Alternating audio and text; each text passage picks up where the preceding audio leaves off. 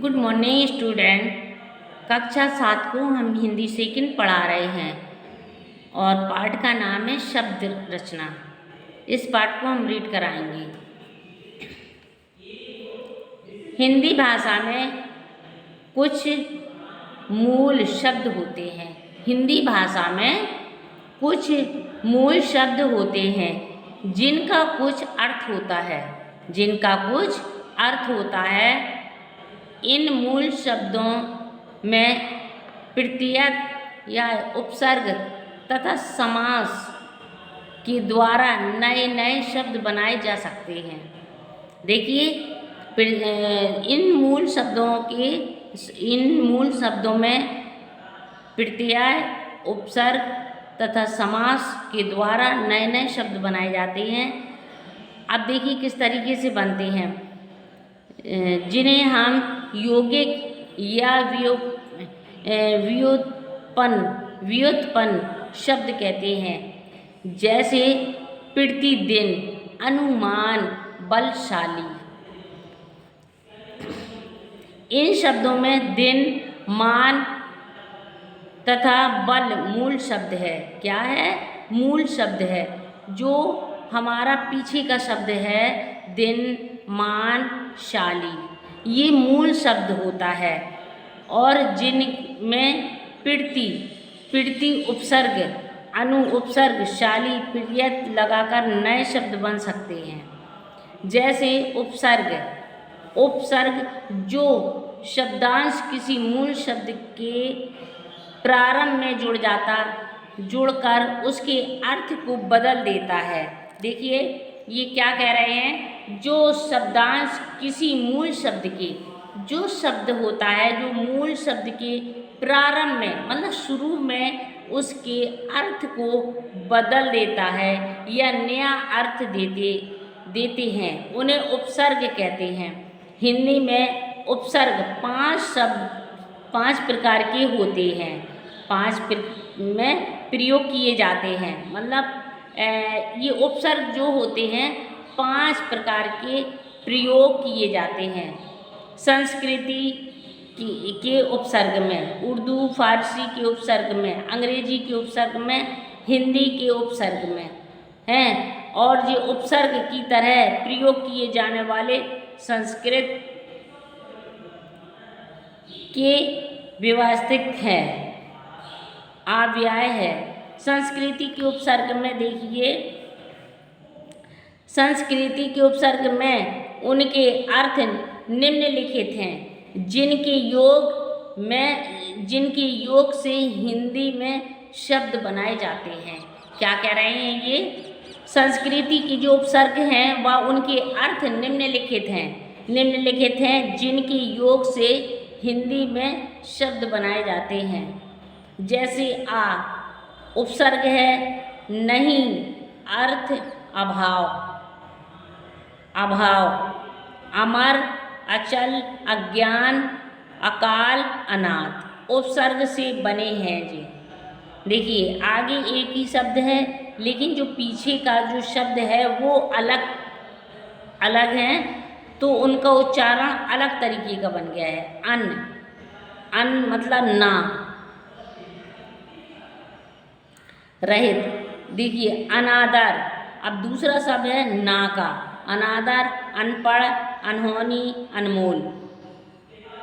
उधा, अध, आधा, अधखिला, अधपका, अधमरा, अधजला। मतलब उसमें अधजला, अधमरा, अधपका, अधखिला, अव, हीन, दीन, नीचा। तो इसमें देखिए वा आया है। अवगुण, अवकाश, अवशेष, अवसर। अधिश्रेष्ठ, ऊपर। अधिकार, अधिपति, अधिकरण, अधिनायक। बुराहीन, अपूर्ण, अपमान, अपशब्द, अपयश, अपकीर्ति। अति, अधिक, अत्याचार, अतिवृष्टि, अति प्रिय, अति निकट।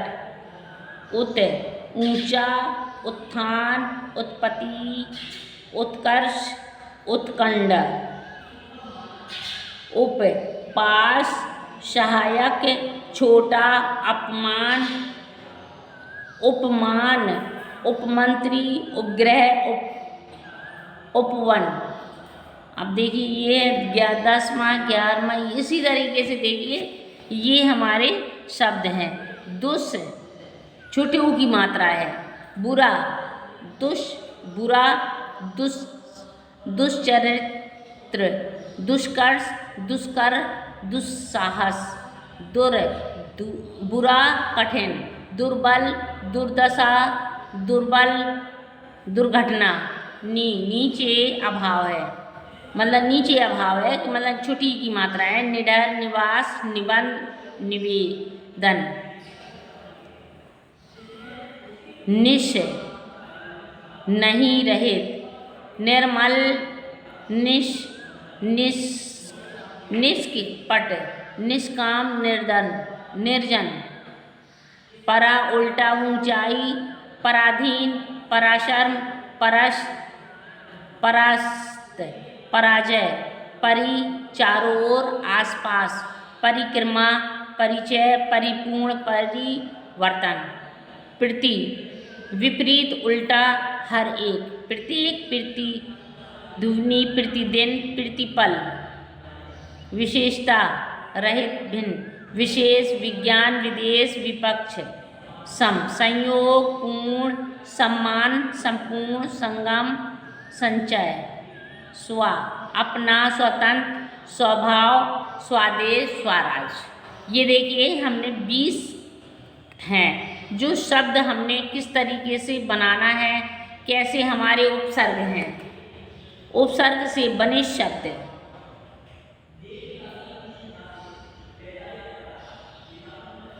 अब देखिए उपसर्ग से बने जे आ, अवधन, अलग, आघात, अकाल। इस तरीके से उर्दू फारसी की देखिए ये हिंदी के उपसर्ग के हैं।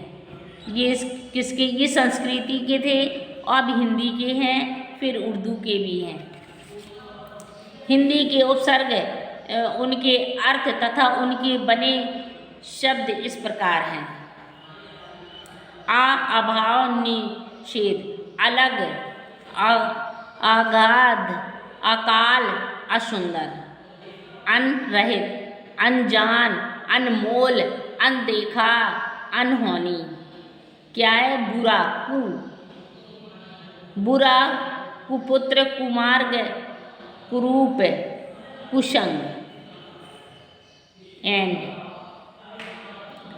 ठीक, पूरा, एन वक्त, एन मौके, भरपूरा, भरपेट, भरसक, भरपूर। पर, दूसरा, पर रहित, परदादा, परनाना। हर, प्रत्येक, हर साल, हर वक्त, हर तरफ, हर रोज।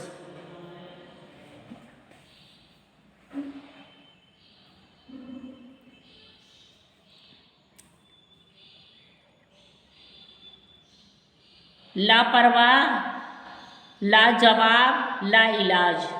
उपसर्ग,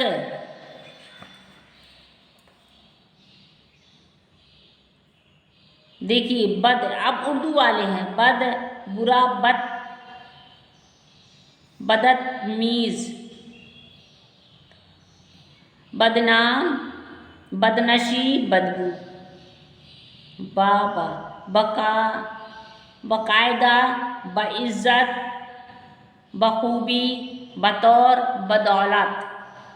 कम, थोड़ा, कम अक्ल, कमज़ोर, कम जर्फ।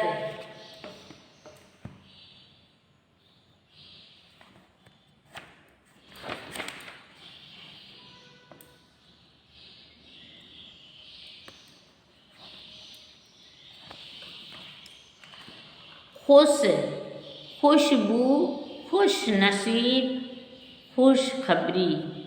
गैर, गैर हाजिर, गैर सरकारी, गैर कानूनी।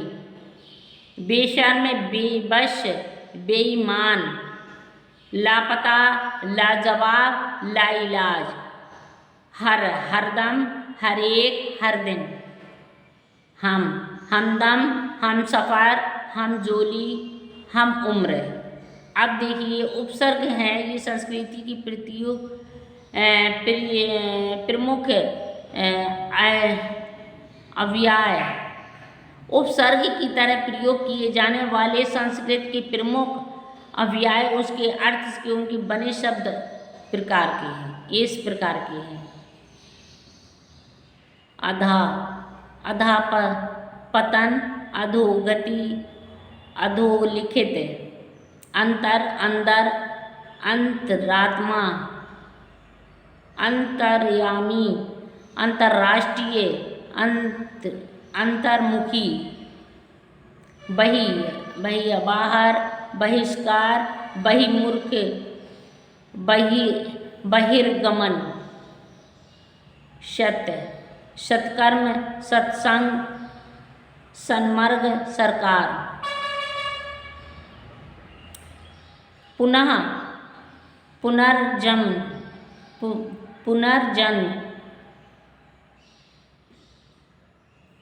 पुनर्निर्माण, पुनरागमन,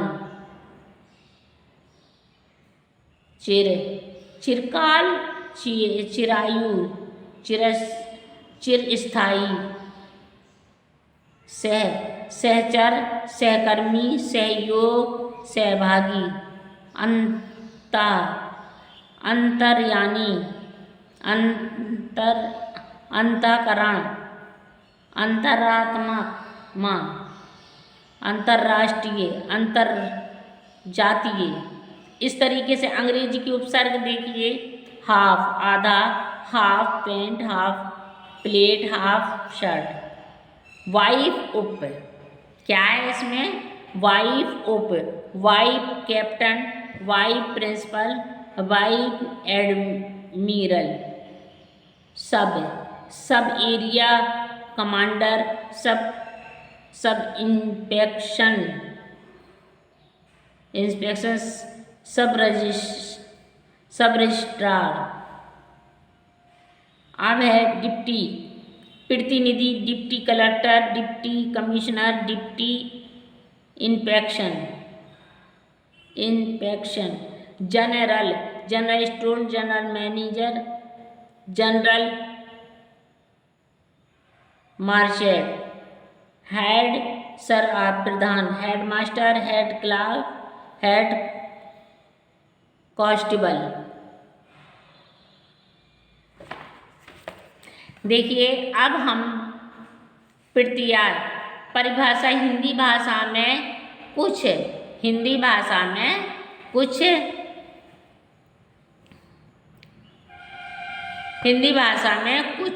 शब्दांश ऐसे हैं जो मूल शब्द के अंत में जुड़कर नए शब्द बन जाते हैं। प्रत्यय जो है अंत में जुड़ता है, उससे अंत में जोड़ने से हमारा नया शब्द बन जाता है।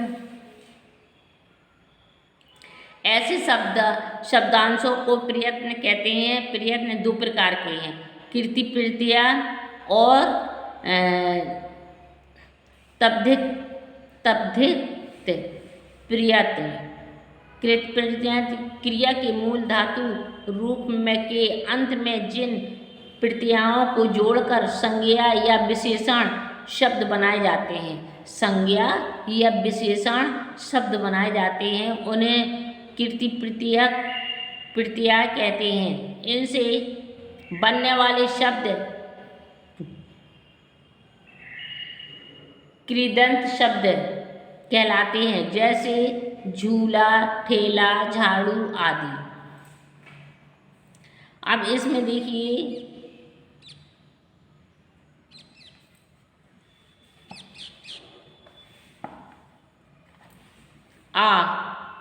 पूज, झूल, ठेल धातु,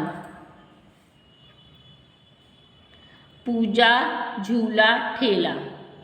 आई, पढ़ लिख चढ़, तो इसमें बड़ी की मात्रा देखिए, पढ़ बड़े आ की भी है और बड़ी ई की भी है। पढ़ाई, लिखाई, चढ़ाई। आग, बह, चुन, घेर। तो देखिए, बहाव, चुनाव, घिराव। आन, थक, मिल, आन। थकान, मिलान, उड़ान। बड़ा ऊ, चालू, झाड़ू, बड़ी ई।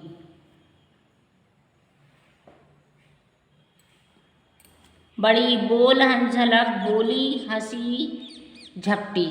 इसमें देखिए, जो शब्द हमारा एंड में है उसको एंड में लगाना है।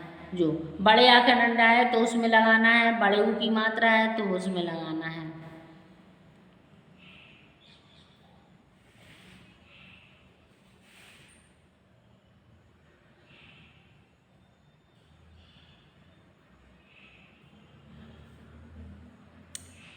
आकू,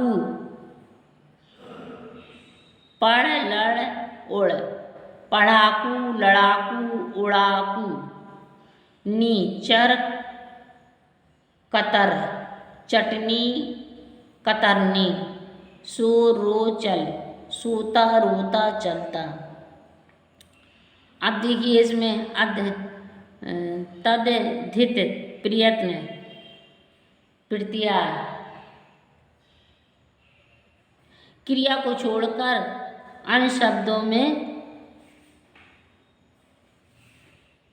शब्दों के अंत में जुड़ने वाले प्रत्ययों को तद्धित प्रत्यय कहते हैं। जैसे खेत प्लस ई।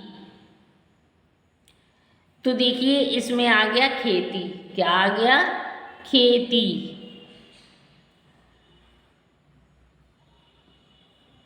आई, चतुर, लंबा, चौड़ा। तो चतुराई, लंबाई, चौड़ाई। आ, भूख, प्यास, सूख। भूखा, प्यासा, सूखा।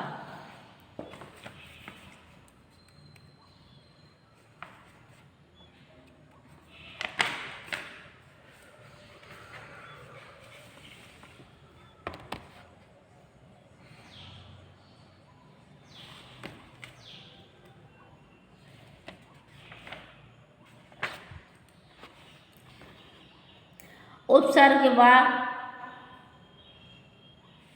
प्रत्यय में अंतर। उपसर्ग वे शब्दांश हैं जो मूल शब्द के प्रारंभ में लगाए जाते हैं, परंतु प्रत्यय वे शब्दांश हैं जो मूल शब्द के अंत में लगाए जाते हैं। उपसर्ग और प्रत्यय में समानता।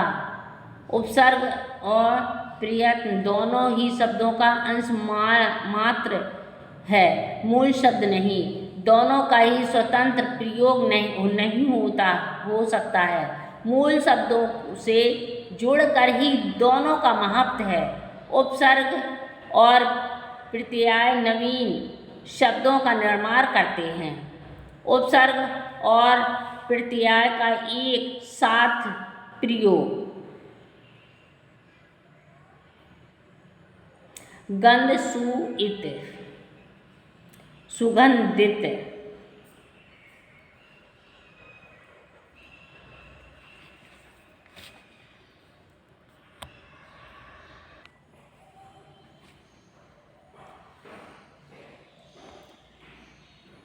समास।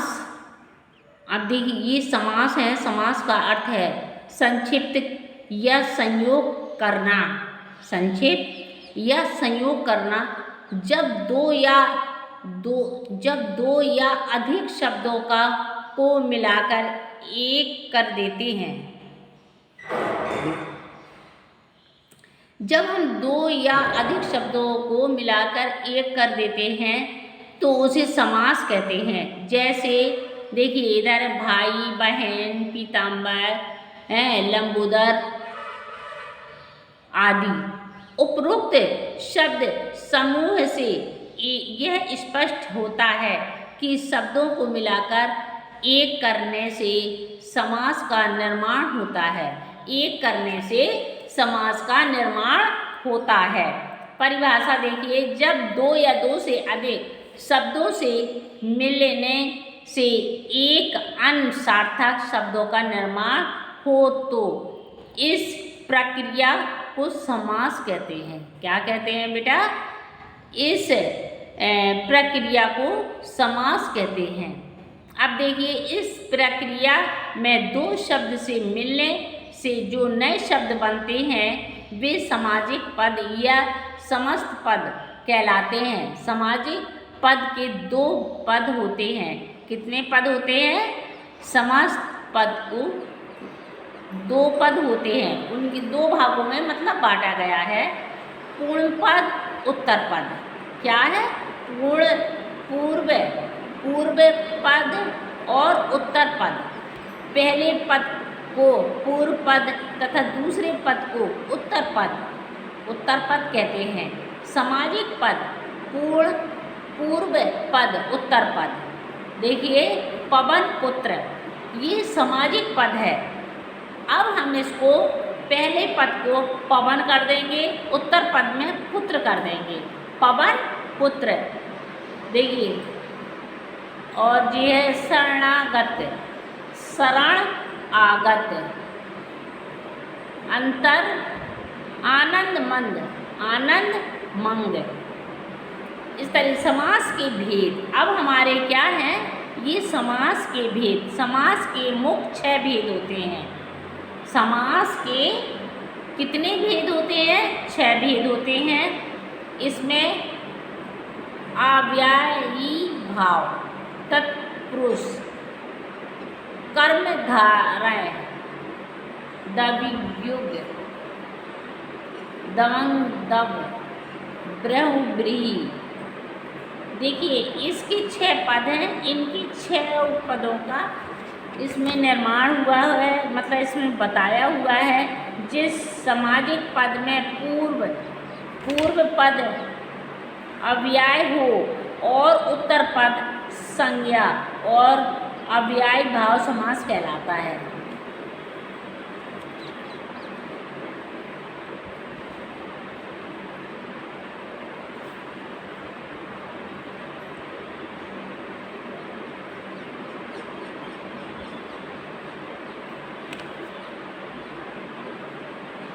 ये तत्पुरुष समाज भी देखिए, ये 6 होते हैं। कितने होते हैं? 6 होते हैं। 1 2 3। कर्म, करण, संप्रदायक, अपादान, संबंध, अधिकरण। ये 6 होते हैं। अब देखिए, कर्मधारण समाज और द्विगु समाज और दव समाज, दवंग दव समाज, बहुव्रीहि समाज,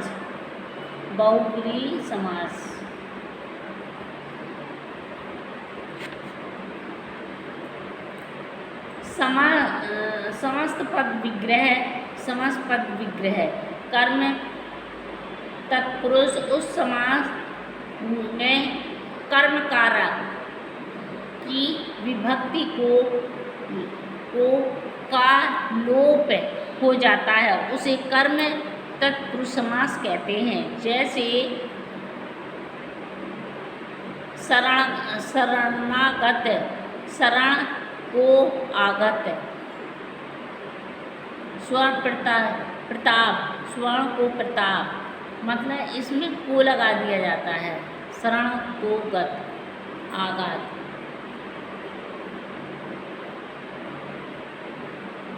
माखन चोर, माखन को चुराने वाला। परलोक गमन, परलोक को गमन। करण तत्पुरुष, जिस समाज के कारण कारण की विभक्ति से या के द्वारा, इनके मतलब इनमें द्वारा लगाना है, ये इसमें को लगाना है और देखिए इसमें के लिए लगाना है, इसमें से लगाना है, उसमें का के की लगाना है, इसके बाद मैं मामी लगाना है, ये लगाना है। इसमें 6 होते हैं, कर्म, करण और संप्रदान और अपादान।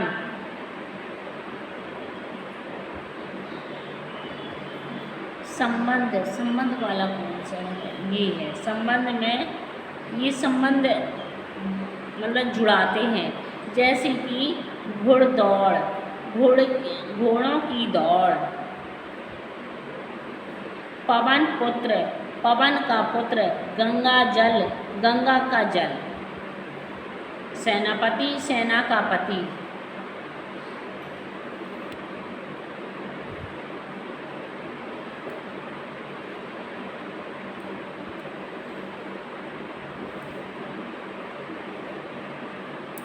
कर्मधायक धाराय समास, जहाँ विशेषण विशेष या उपमेय उपमान का संबंध हो तथा दूसरा पद प्रधान हो, और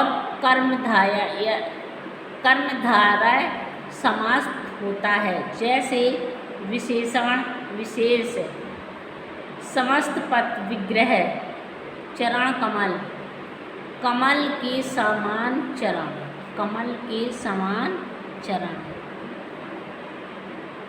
कर कमल, कमल के समान कर, कमल के समान कर।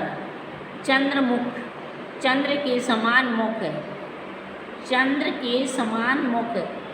नरसिंह, नरसों के सिंह, नरसों में सिंह के समान। नील कमल, इसमें देखिए नील, नीला कमल। विशेष और उपमेय उपमान। पीताम्बर, पीता अंबर। महात्मा, महान आत्मा। लाल टोनी, लाल है जो टोनी, लाल जो है टोनी। इसी तरह से देखिए आगे हमारा है द्विगु समास। जिस समस्त पद में पूर्व पद संख्यावाची हो या पूरे पद समूह का बोध कराए, उसे द्विगु समास कहते हैं। जैसे त्रिलोक, तीनों लोगों का समूह है। नवरत्न, जो रत्नों का समूह है, 9 रत्नों का समूह है। चौमासा, 4 मासों का समूह है। त्रिवेणी, 3 वेणियों का समूह है। तिरंगा, 3 रंगों का समूह है। ये सप्ताह 7 दिनों का समूह है। 700 वर्ष का समूह है। शताब्दी, दोपहर, 2 पहरों का समूह है। जो नवग्रह, 9 ग्रहों का समूह है। पंचवटी, 5 वन वृक्षों का समूह है।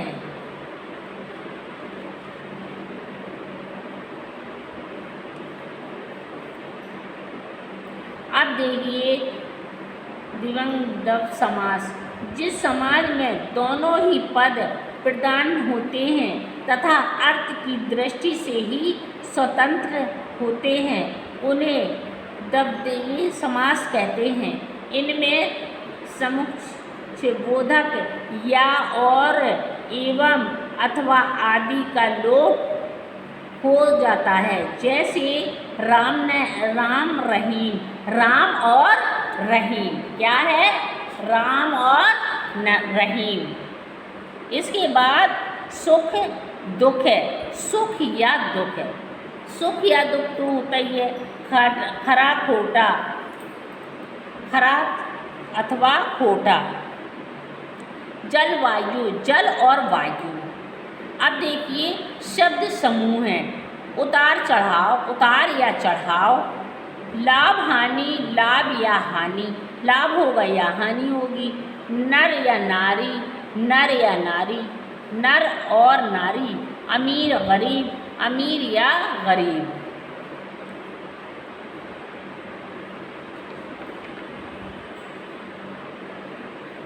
अब इसी तरह से देखिए बहुव्रीहि समास।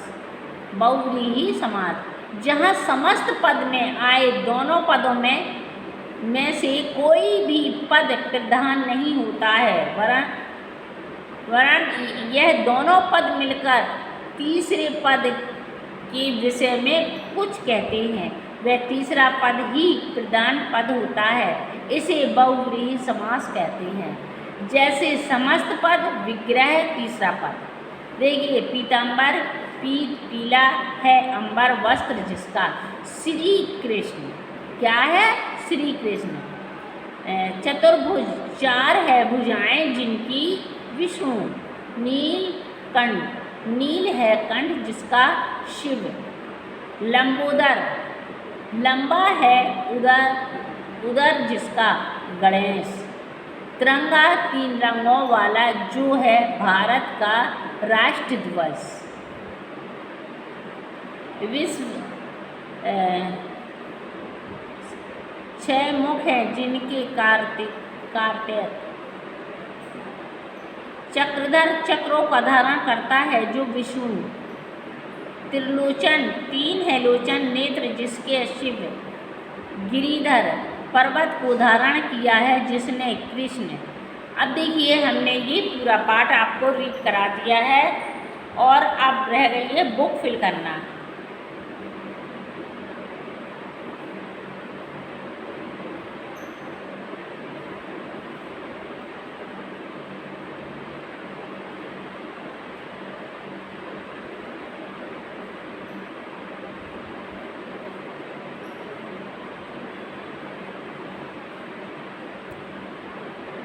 फिर इसके बाद हम आपको बुक फिल कराएंगे और क्वेश्चन आंसर भी लिखवाएंगे। ओके बेटा, बाय।